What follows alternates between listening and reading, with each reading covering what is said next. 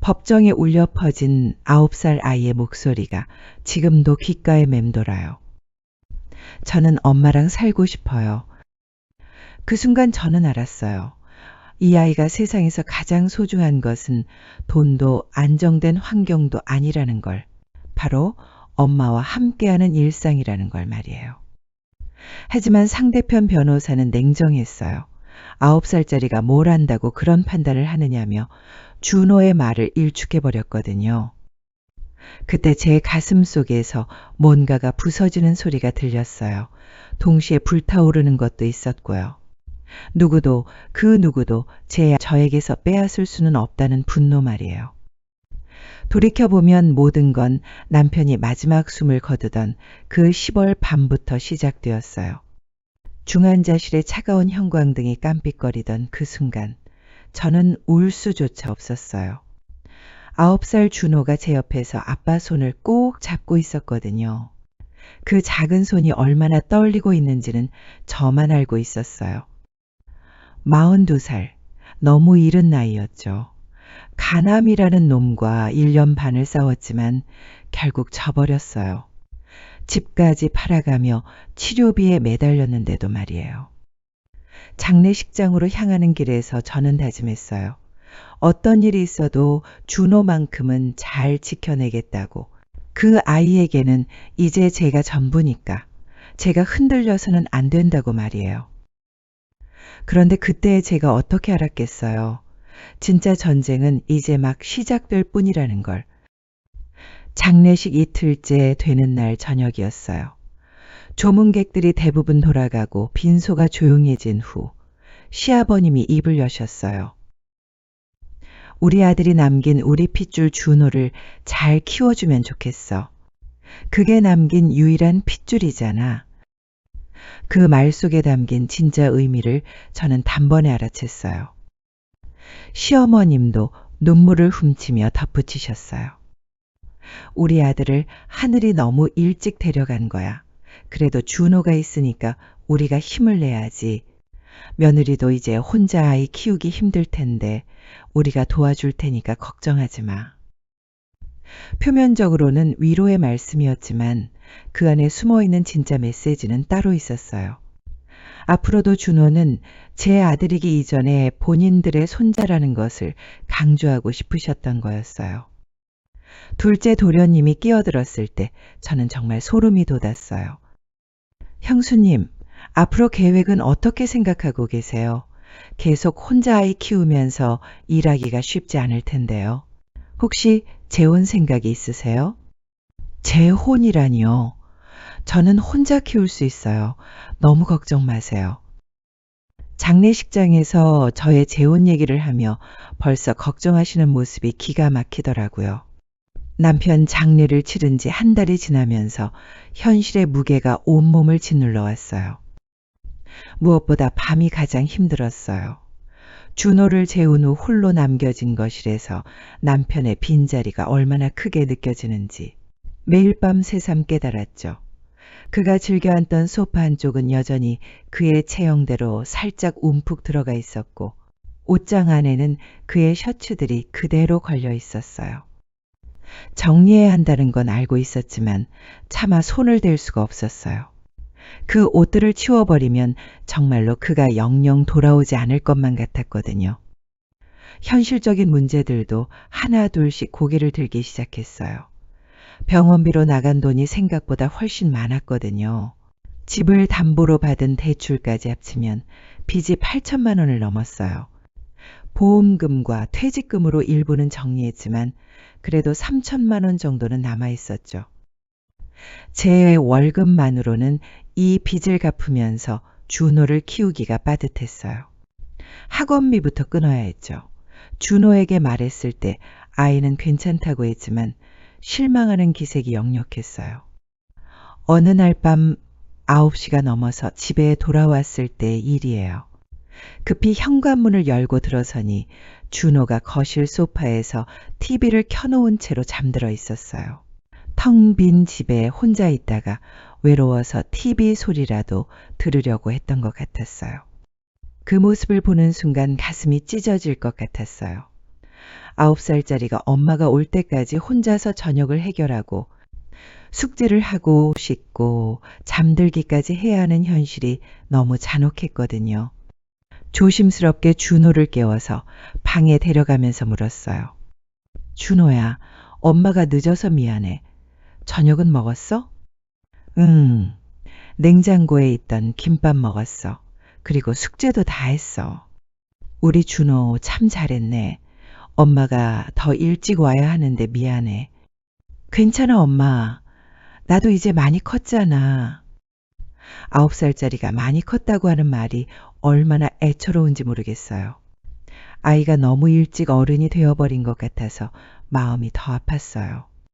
남편이 세상을 떠난 지 석 달이 지나갈 무렵 시댁과의 관계에서 미묘한 변화가 시작되었어요. 처음에는 별것 아닌 일들이었어요. 시어머님께서 갑자기 전화를 걸어 준호를 주말에 데려가겠다고 하시는 일이 잦아진 거죠. 문제는 그런 계획들을 미리 상의하지 않고 일방적으로 통보하듯 말씀하신다는 점이었어요.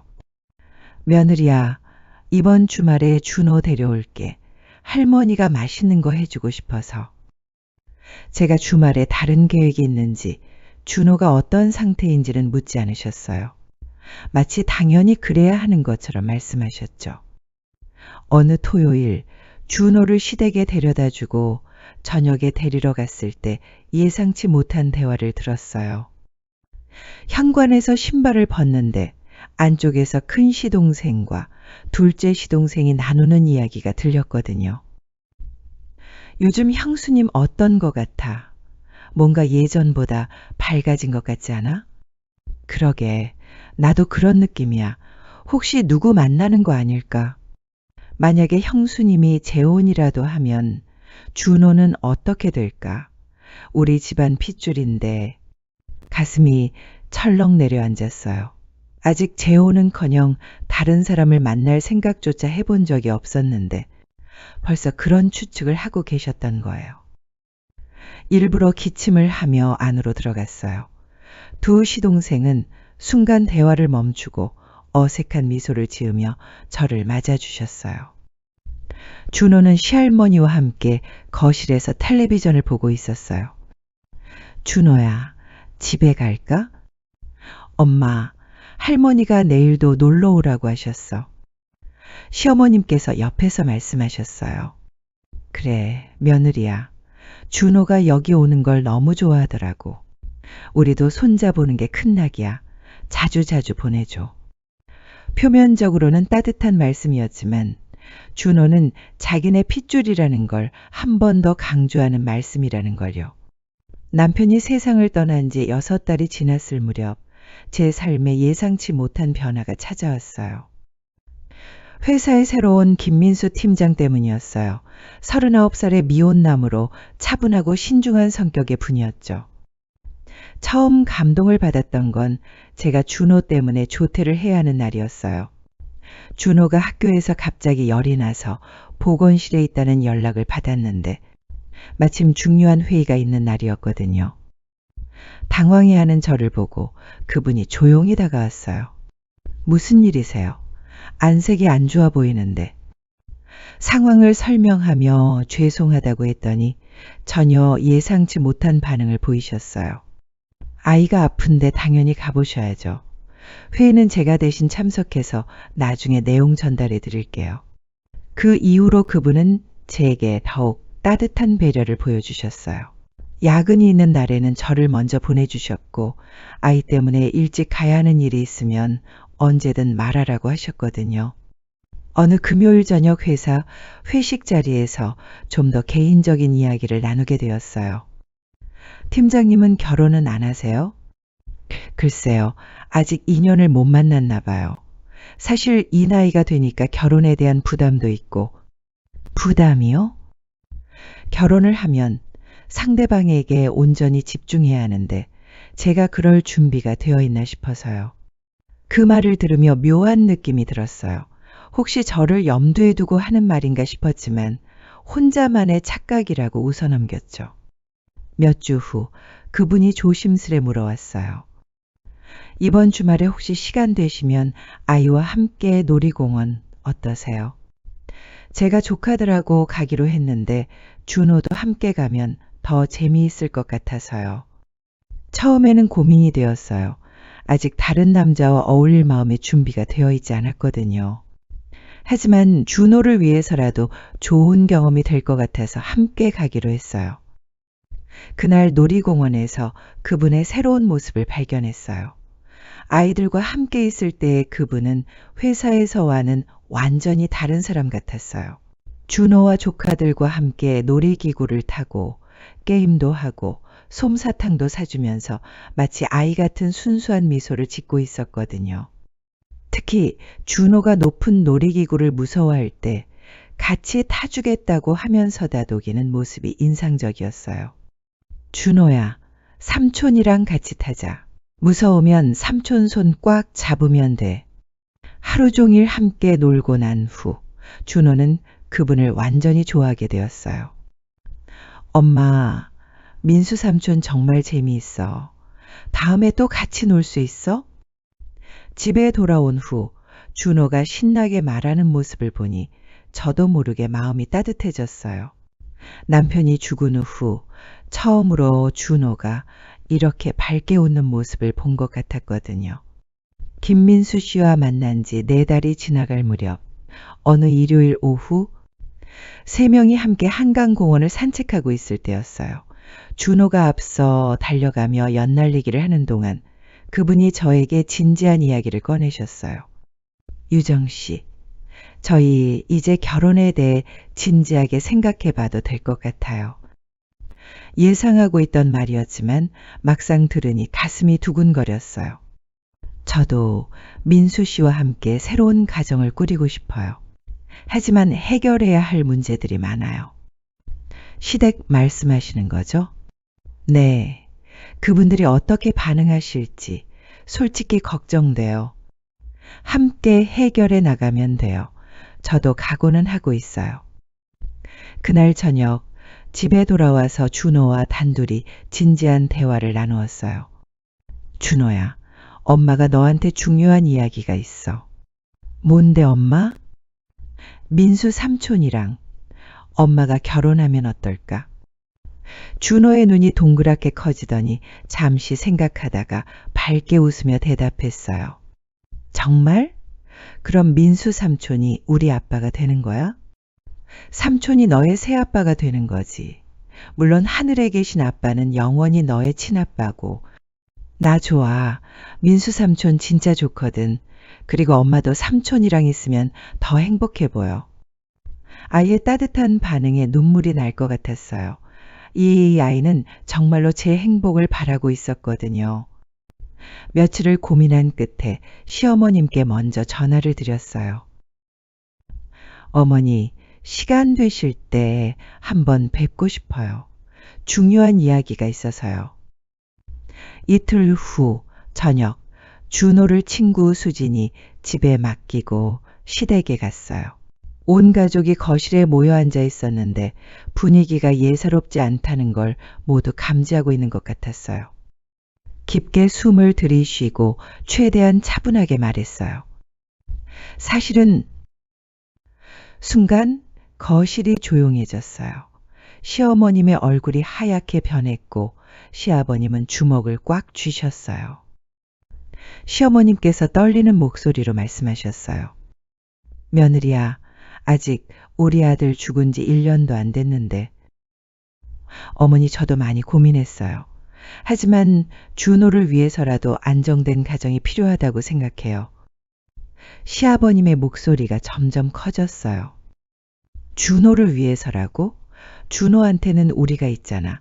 왜 꼭 다른 남자가 필요해? 준호에게는 아버지가 필요해요.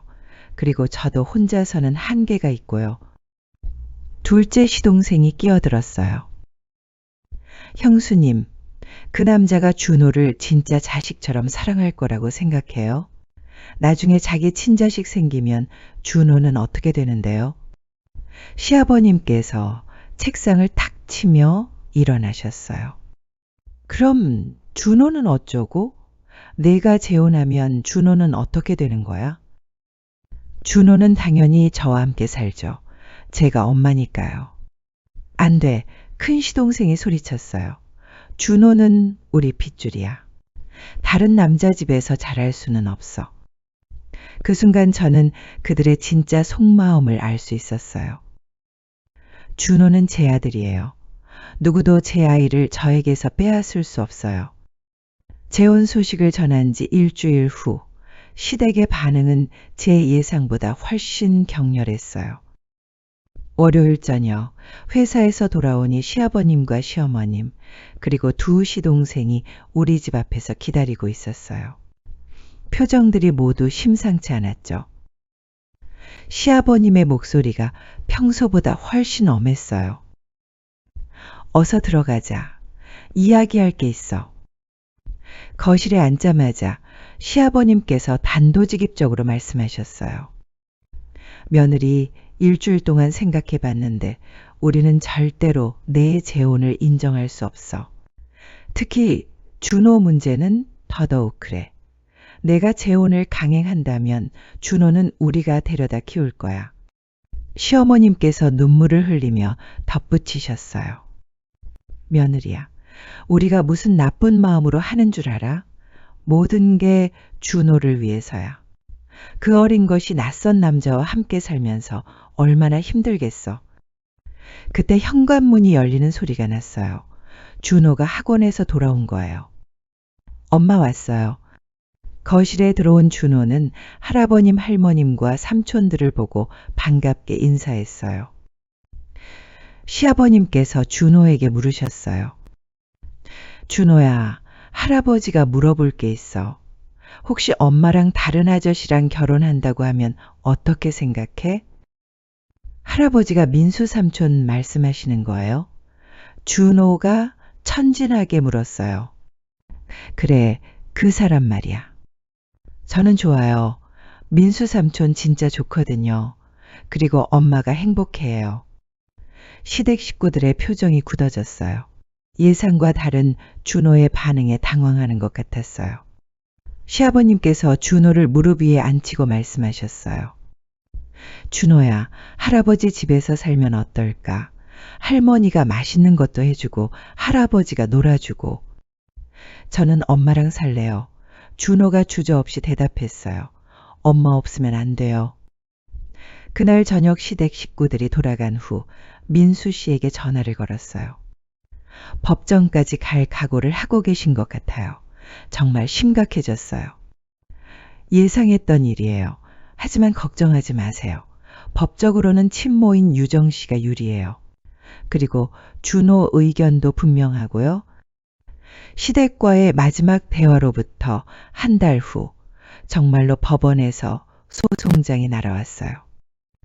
그날은 평범한 화요일 오후였어요. 회사에서 일을 하고 있는데 집배원이 전화를 걸어왔거든요.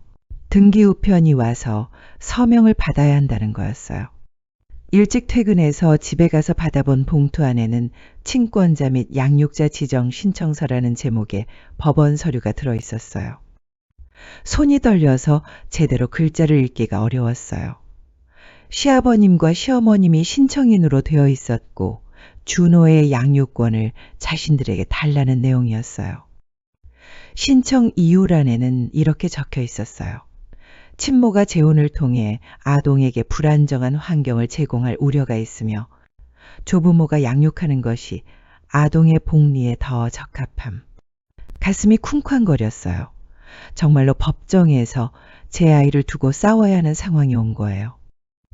김민수 씨가 소개해준 변호사는 가정법원 사건을 전문으로 하는 이수진 변호사였어요. 30대 후반의 여성 변호사로 차분하면서도 신뢰감이 가는 분이었죠. 변호사 사무실에서 첫 상담을 받을 때 그분이 자세히 설명해 주셨어요. 일단 법적으로는 친모인 유정 씨가 절대적으로 유리한 위치에 있어요. 조부모가 양육권을 가져가려면 친모가 양육하기에 현저히 부적절한 상황이어야 하는데 그런 사유가 보이지 않거든요. 하지만 상대방도 만만하지 않을 거라고 하셨어요. 재혼 사실을 최대한 부정적으로 부각시킬 것 같고 준호의 안정성에 대해 문제를 제기할 가능성이 높다고 하셨거든요. 준호에게 상황을 어떻게 설명해야 할지 고민이 되었어요. 아직 10살도 안 된 아이에게 이런 복잡한 법적 다툼에 대해 말하기가 쉽지 않았거든요. 결국 준호가 잠들기 전에 조심스럽게 이야기를 꺼냈어요. 준호야, 엄마가 중요한 이야기가 있어. 뭔데 엄마? 할아버지 할머니가 준호를 자기들이 키우고 싶다고 하셔서 법원에 신청하셨어. 준호의 눈이 커졌어요. 나는 엄마랑 살고 싶어. 준호가 주저없이 대답했어요. 할아버지 할머니도 좋지만 엄마 없으면 안 돼. 아이의 순수한 질문에 저는 확신을 가지고 대답했어요. 그럼 당연히 이길 수 있어. 엄마가 지켜줄게. 첫 번째 법원 출석일이 정해졌어요. 재판장에 들어서는 순간 긴장감이 온몸을 감쌌어요. 상대편 석에는 시아버님, 시어머님과 함께 그들의 변호사가 앉아 있었어요. 시어머님은 검은 옷을 입고 계셨는데 마치 상복을 입은 것 같은 느낌이었어요. 담당 판사는 50대 초반의 여성 판사였어요. 엄숙한 표정으로 양쪽의 주장을 들어보겠다고 하셨죠. 상대방 변호사가 먼저 주장을 폈어요. 신청인들은 고인의 친부모로서 손자인 준호 군의 건전한 성장을 위해 이 신청을 하게 되었습니다.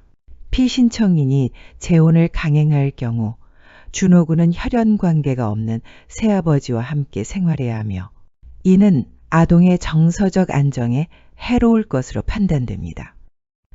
이어서 구체적인 주장들이 나왔어요. 제가 직장 생활로 인해 아이를 충분히 돌보지 못하고 있으며 재혼 후에는 새로운 가족 관계에 치중하여 준호에 대한 관심이 소홀해질 우려가 있다는 거였어요. 우리 측 변호사가 반박했어요. 피신청인은 준호 군의 친모로서 모성애를 바탕으로 지금까지 훌륭하게 양육해왔습니다. 재혼 예정자 역시 준호 군을 친자식처럼 사랑하고 있으며 재혼이 오히려 준호 군에게 안정된 가정 환경을 제공할 것입니다. 판사가 양쪽 변호사의 주장을 들은 후 말했어요. 가정조사관을 통한 현장 조사와 아동 면담을 실시하겠습니다.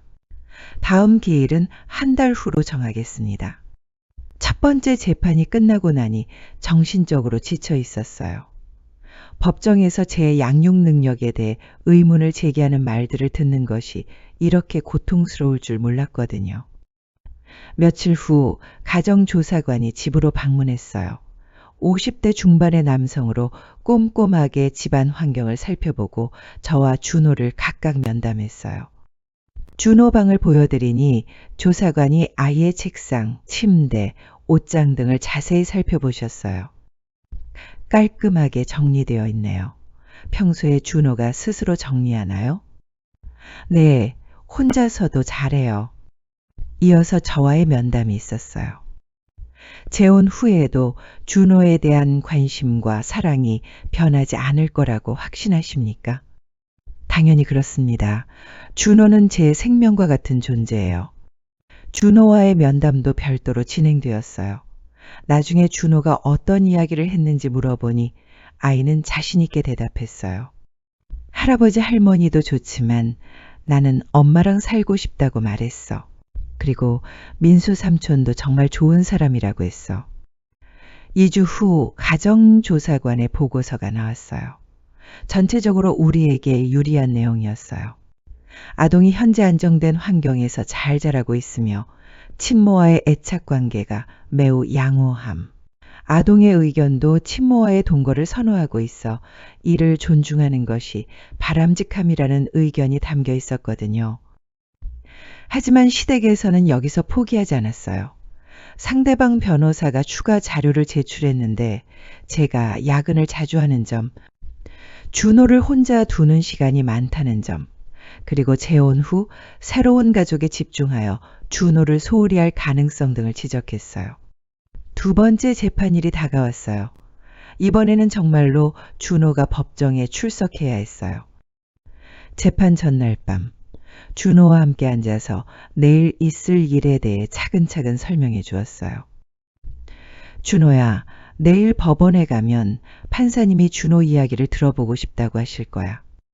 무서워, 엄마. 무서워할 필요 없어. 판사님은 나쁜 분이 아니야. 그냥 준호가 정말로 원하는 게 뭔지 알고 싶어 하시는 거야. 다음 날 오전 준호의 손을 잡고 법원에 들어섰어요. 아이의 손이 조금 떨리고 있는 것을 느낄 수 있었어요. 법정에 들어서니 시댁 식구들이 이미 와 있었어요. 시어머님께서 준호를 보자 눈물을 흘리셨어요. 준호도 할머니를 보고 손을 흔들어 인사했어요. 아무것도 모르는 순수한 모습이었죠. 판사가 먼저 일반적인 진행 사항들을 설명한 후 준호를 별도의 공간으로 불러서 면담을 진행했어요. 저희들은 대기실에서 기다려야 했어요. 기다리는 30분이 마치 몇 시간같이 느껴졌어요. 준호가 제대로 자신의 의견을 말할 수 있을까? 혹시 너무 긴장해서 말을 제대로 못하는 건 아닐까 걱정되었거든요. 면담이 끝나고 준호가 나왔을 때 아이의 표정은 생각보다 밝았어요. 어땠어? 준호야? 판사님이 정말 친절하셨어. 무섭지 않았어. 어떤 이야기를 했어? 누구랑 살고 싶은지, 왜 그런지 그런 걸 물어보셨어. 나는 엄마랑 살고 싶다고 했어. 준호가 면담을 마친 후 본격적인 심리가 시작되었어요. 판사가 양쪽 당사자들에게 마지막으로 할 말이 있는지 물었어요. 상대편에서 먼저 발언했어요. 시아버님께서 직접 나서서 말씀하셨어요. 판사님, 저희는 단순히 손자를 빼앗으려는 게 아닙니다. 진정으로 그 아이의 미래를 걱정해서 하는 일입니다. 피신청인이 재혼을 하게 되면 준호가 새로운 환경에 적응해야 하는 부담이 있고 나중에 이복 동생이 생기면 차별받을 가능성도 있습니다. 시어머님께서도 눈물을 흘리며 말씀하셨어요. 저희 아들이 하늘로 간 게 벌써 1년이 넘었습니다. 그 아이만이 저희에게 남은 유일한 희망입니다. 저희가 키우면 외로움 없이 사랑받으면서 자랄 수 있습니다. 이어서 제가 발언할 차례가 되었어요. 떨리는 마음을 가라앉히고 최대한 침착하게 말했어요. 판사님, 저는 준호의 친어머니입니다.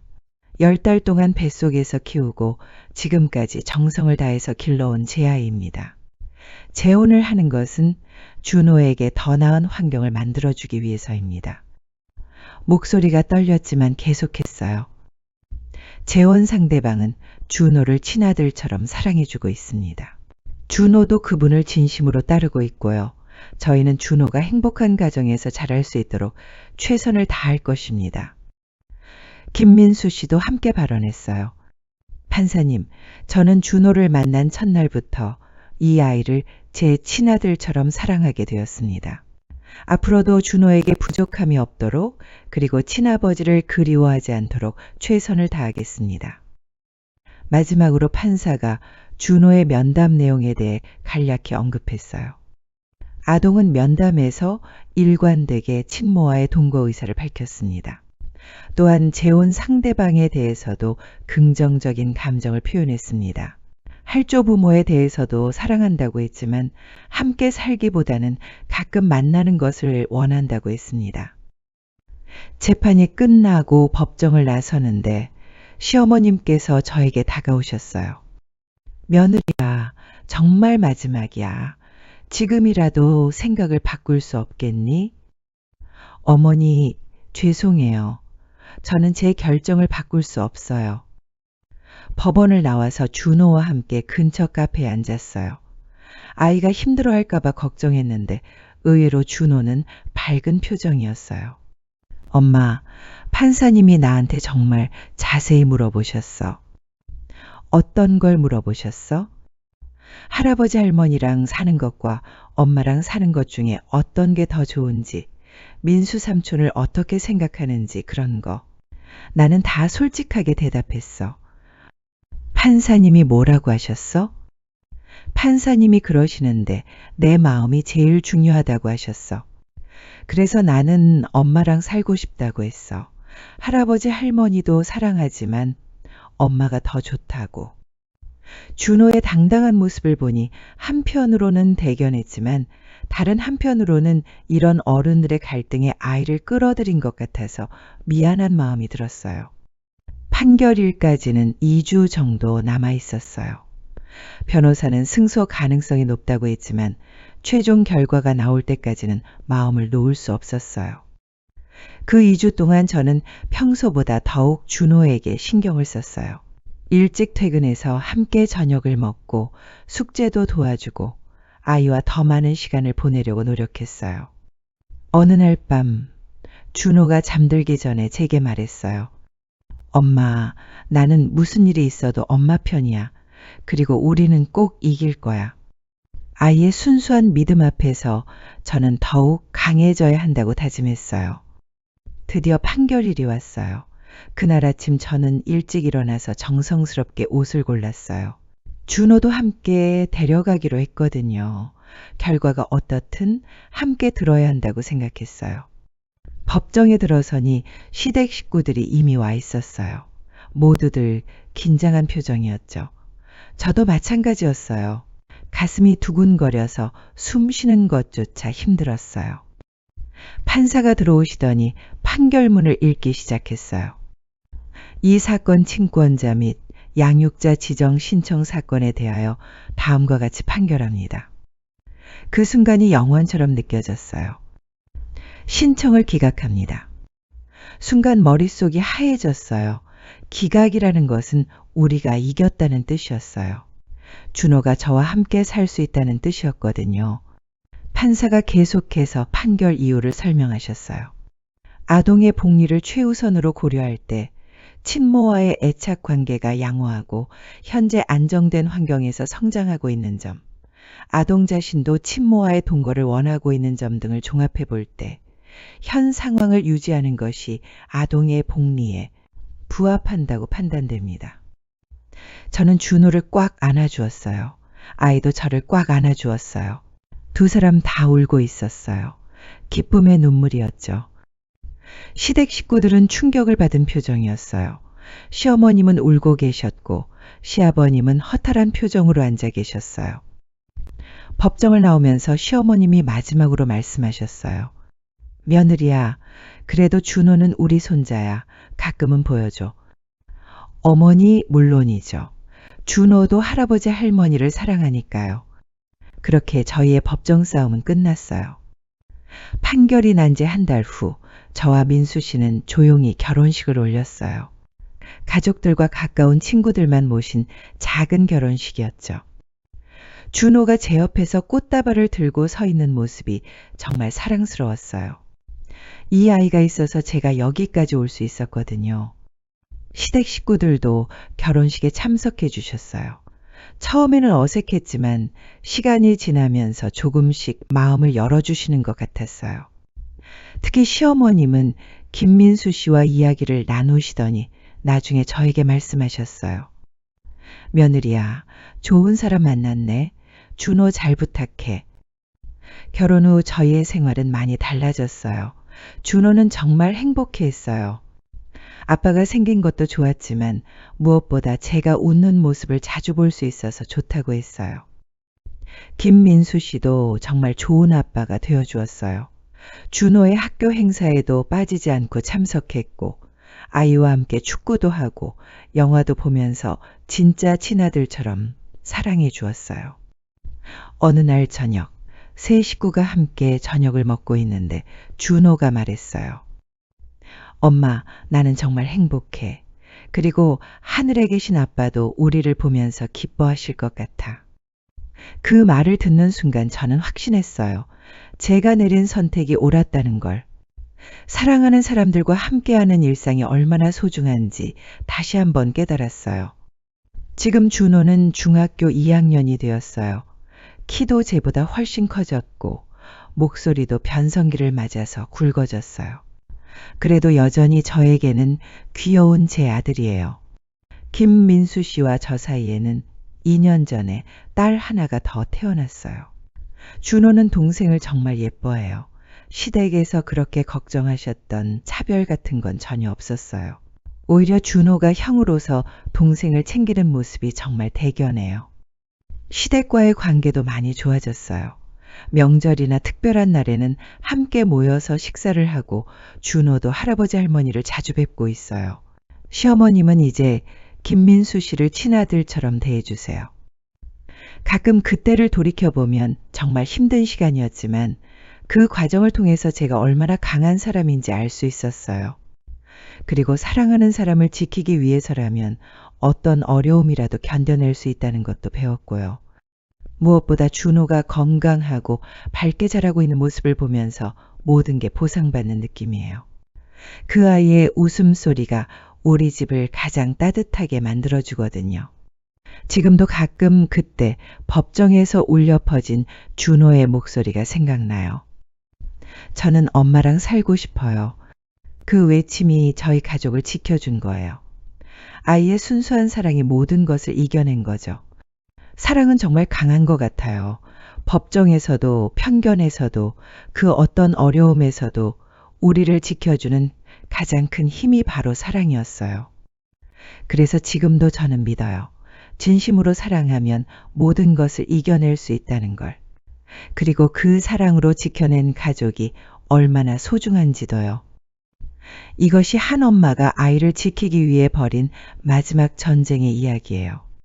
그리고 사랑에 승리한 이야기이기도 하고요.